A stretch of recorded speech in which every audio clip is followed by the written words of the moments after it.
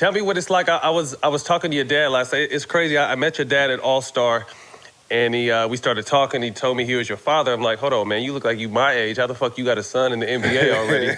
So I kind of looked at him crazy. But we kind of been in contact since then, texting here and there. And we were talking about pretty much after 7 years in LA, I got traded to Memphis. And it was a culture shock from a standpoint of basically being from California and playing a lot of my career in California. When I got to Memphis, people were polite and said hello and asked me how I was. And it was just such a shock to me because that's that Southern hospitality that I had never seen. You know what I mean? I'm coming from a place where motherfuckers just stare you down and give you dirty looks or don't say nothing. So to walk every single day, no matter what grocery store, picking up a pizza, wherever I'm going, people are polite, and the Grizzlies are life out there. Talk to me about what that community has been for you, because I know that's one of the best fan bases in the game. The fans are very passionate. They're very down to earth and cool. How has that been for you, being this is your first introduction to the NBA? It's been great. Like you said, everybody greeting you, no matter where you at. It's something, I'm kind of getting used to. My parents used to always make me, introducing myself to people when we go places. But back home in South Carolina, we kind of had that people who used to hate on you and give you that look. So you always had to watch your surroundings. So, I mean, being here, it's kind of similar. I feel like that's why we're so comfortable, but everybody here makes you even more comfortable with how they greet you and try to bring you in as family. Yeah, touch on this right quick. How important it is for you, and how it helped you, to stay focused on basketball by having both parents. Man, it's big time. Even though sometimes, me and my dad used to work out or whatever, and kind of get into it. Having my mom there, my dad throughout my career haven't said nothing positive about my game to me. So I always tell people like negative energy, it motivates me because my dad was my first hater. So yeah, what anybody else say doesn't matter. It doesn't hurt having my mom there, being able to pick me up. Both being able to, take care of the household and allow me to focus on what I need to do, which was school and basketball at the time. And also, look after my sister. So it's definitely a blessing to have both parents in your life. I know some people wish they could. But what I love about my parents so much is that they even took in kids who not their kids. So right now we got 3 people in the house right now who not my parents' kids. So that's just big time and just shows their character. Yeah, and God blessed you to bless them. Absolutely, man. To your pop's credit, I know you think it's hate, but being a father that coaches his kids, it's a weird way of love. It's love, it's motivation, it's driving you. But like you said, it still lights a fire under your ass, and that's what's been keeping you motivated up to this point. I want to talk a little bit about that because Jack and I kind of are in similar situations. Jack is in a situation where he says he can't coach his kids because the kids just want him to be like the homie. Right, Jack? I don't want to speak for you. Yeah, nah, you're right. You're exactly right.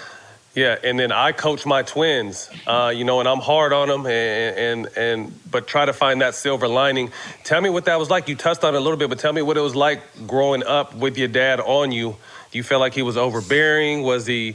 What was it like, and did that affect your relationship at all in a negative way?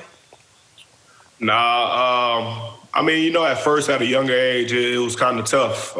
Just hearing negative stuff like, nah, you ain't good yet, blah, blah, blah. It kind of, make you think about your game sometimes at a young age. But as I got older, I started realizing like what he was actually doing. He was just preparing me for all the hecklers and all. So I thank him for that. And he always used to tell me one thing he hated doing was coaching me. So whether it was AAU, middle school, he was never the head coach. He always been the assistant. I mean, he used to get mad sometimes.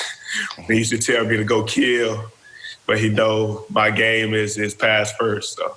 Yeah. Yeah, unique. You touched on AAU, and I want to talk a little bit about that because you got a chance to play with, to me, the two top players in last year's draft were you and Zion, and you guys played AAU together. Tell us what that was like. Oh man, it was crazy. Definitely wasn't a lot of losing. I think our first tryout for the AAU team, Zion was actually about to play his age group. But we was on the other end, and one of my big men from my high school team was dunking it. Him and Zion started having a dunk off, and next thing you know, Zion was on our team. So Zion is younger than you? Yeah, he's younger than me. Okay. So then after that, it's just going out there and hoop. Me and Zion actually wasn't the stars on the team. We had a guard who's at Ole Miss right now, Devontae Schuler, who was probably averaging close to 30 in AAU. And then there was this one tournament where Schuler missed, and me and Zion both probably averaged 30 that tournament. So, and that was the beginning of the end for him. Yeah. Let's talk present day NBA.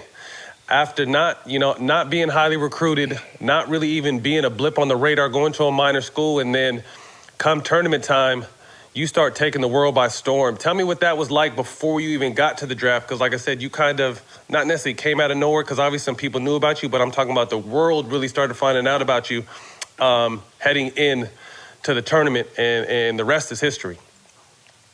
Man, I got to start by saying, like, the beginning of my sophomore season, I told my dad that the world about to see the real Ja, and that was my goal, just go out and prove myself. And, having a great year, winning our conference tournament and being able to make it to the tournament.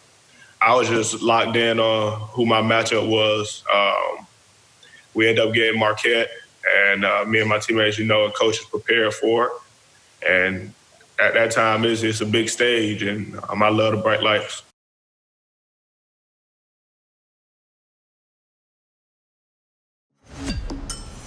This life was all I ever wanted. I'm not leaving. Not yet. I was hoping you'd say that. You gotta hit the streets, make some money. People like us must destroy people like him. Buckle up.